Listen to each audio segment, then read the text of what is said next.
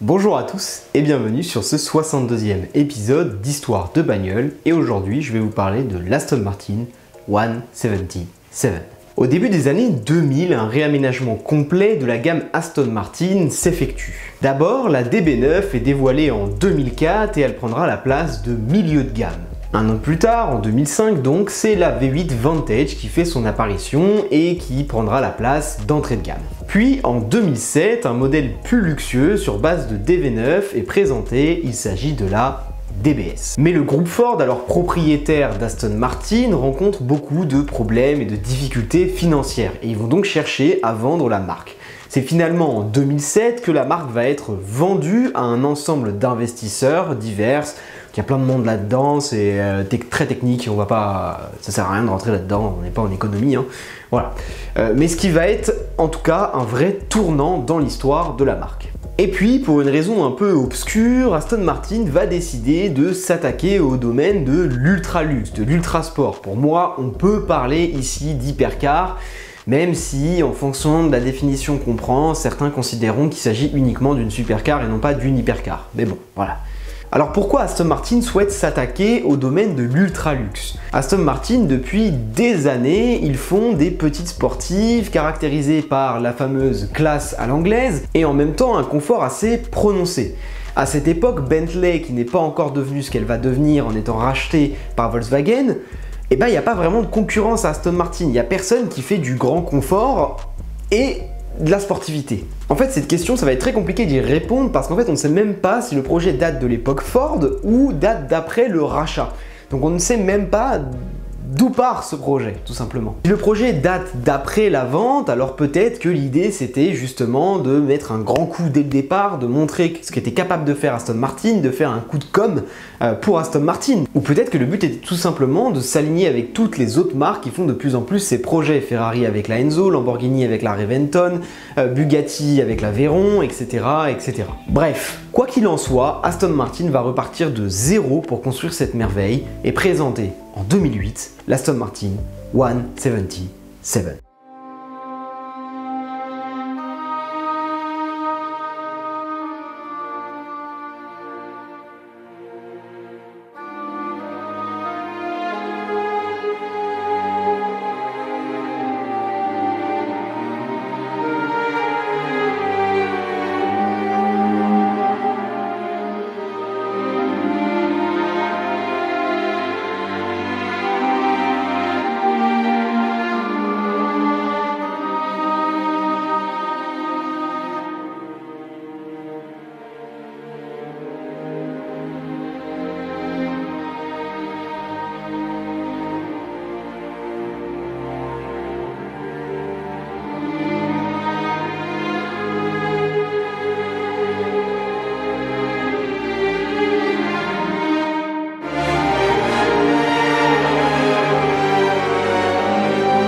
Ils ont commencé par concevoir un châssis carbone, ce qui était indispensable à l'époque pour pouvoir concurrencer les hypercars déjà en place. Puis ils ont conçu une carrosserie entière en aluminium, et là, il y a beaucoup de choses à raconter. Le design, il reste conservateur, puisqu'on voit très bien l'air de famille avec la DBS, la DB9 et même avec la Vantage.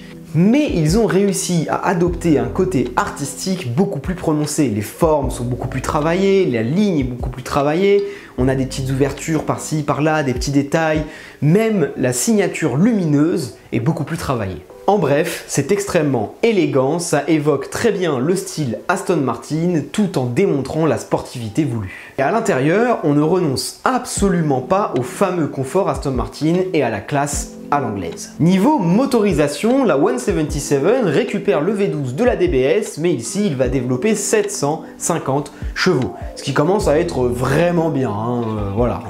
Niveau performance, elle va atteindre les 354 km/h, ce qui est vraiment pas mal, atteindre le 0 à 100 en 3,5 secondes, ce qui est vraiment pas mal non plus, ce qui peut quand même paraître moyen en comparaison à la concurrence, notamment par exemple les Bugatti Veyron, hein, qui explosent largement ces performances-là.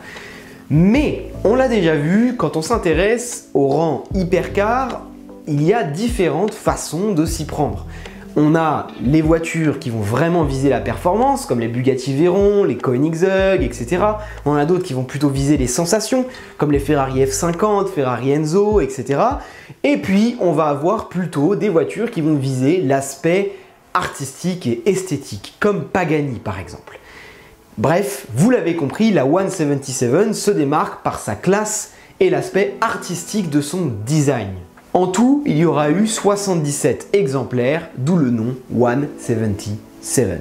Malheureusement, Aston Martin va se précipiter dans la production et la livraison des premiers exemplaires de 177, si bien que certains ne seront pas totalement au point et tomberont très souvent en panne. Oui, c'est un peu problématique pour une voiture qu'on achète à ce prix-là. En fait, c'est tellement problématique qu'il y a quelques années, un groupe de propriétaires de 177 s'est associé pour demander des dédommagements à Aston Martin.